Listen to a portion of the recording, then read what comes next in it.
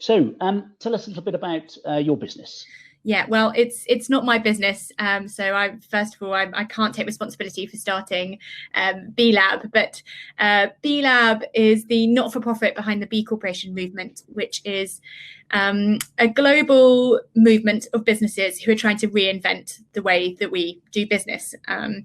We're kind of three things. So I say, first of all, we're a certification of good, responsible, ethical business. And you heard Adlib, who's a partner for this event, is also a B Corp. And that's really important, that certification. It's at the heart of what we do. And it's a proof that we can actually operate for people, planet, and profit.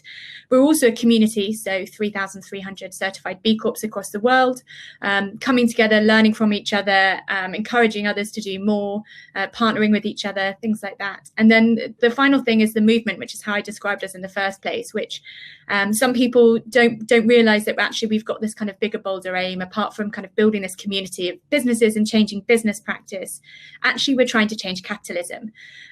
Which is a bold aim, and we're working on it. We're not there yet, but we're doing that in a couple of different ways. So one is legislative change, and in the US, that looks like changing jurisdictions. So over 35 jurisdictions, we've changed legislation to introduce benefit corporation legislation. And that means that you are legally able to operate for the purpose of people and planet as well as profit. Whereas before, the belief, although this isn't actually the case, but the belief is that if you preference making a profit over other things, then you could be in trouble as a business. So we've had to change legislation in the US, but also in Italy, Colombia, Ecuador, and British Columbia in Canada as well. So watch this space for the UK, because we're definitely trying to do something similar.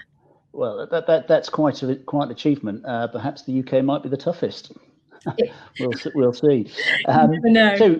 So tell me, why do you think companies should become a B Corp, and why now specifically?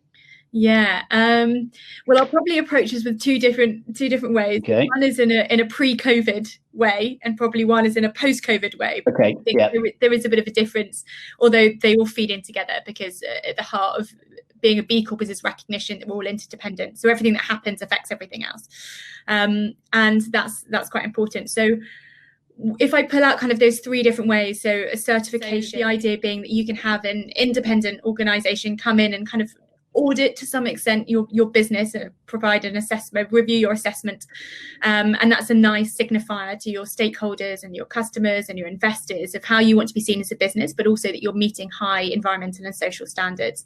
There's others who want to be with like-minded businesses who think like them, who have purpose at the heart of what they're doing. And then there's other people who just believe that capitalism is broken and we need to create that change. And this is a way of, our voices are so much louder together that we can come and kind of unify behind one banner to kind of campaign or advocate for change. But I was going to say in a post-COVID world, but do you have another question, Nick? I don't know. I think the post-COVID, I think, is important. Yeah. I think the role of business is becoming increasingly clear, and actually the need for the government to step in to support businesses through these really challenging times is really key. And then you've got the other lens of Black Lives Matter and social inequality. And I think there's a real recognition that business has a role to play. And you can see that in the responses of businesses had towards COVID, the way they've shifted their operating procedures, the way that they have become more aware of the impact of their people and how important their people are. And the same with social inequality, a recognition that actually business has a role to play in stewarding the change and being able to enable change to happen. And so businesses that are looking after this, that are aware of their impact, whether that's on the people or whether it's on planet, is becoming increasingly important. And whether that's a driver from citizens, from consumers, but also you can see that from investors as well. And we can touch on that later, but the initial response to more socially minded businesses in the post-COVID world has been quite interesting. And of course, brands maintaining their authenticity, and rather than avoiding being seen to be ticking a box or jumping on the latest bandwagon is inevitably going to be a challenge for businesses. So just briefly then, before we move on to Vicky, who's reappeared, how has B-Lab itself been affected in the current environment? Yeah, so well, as an organisation, we're very small, and actually we've been growing through lockdown. So we've actually had new staff members we've never met, which is great. Right. But actually, it was a real recognition for us that what's our purpose? A bit like Phil, you take a step back and you say, what's our role in this crisis, and where do we need to show up? And that recognition is it's our community. How do we support our community as much as possible? So providing resources, webinars, things like that enable different people to engage with this in different levels. So lots of businesses are suffering, lots have pivoted, lots have benefited, and some are feeling really guilty about the fact that they've benefited or that they've pivoted and they've benefited.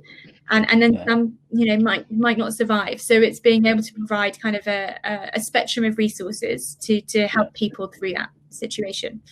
Yeah, it's about being adaptable and responding to the needs, isn't it?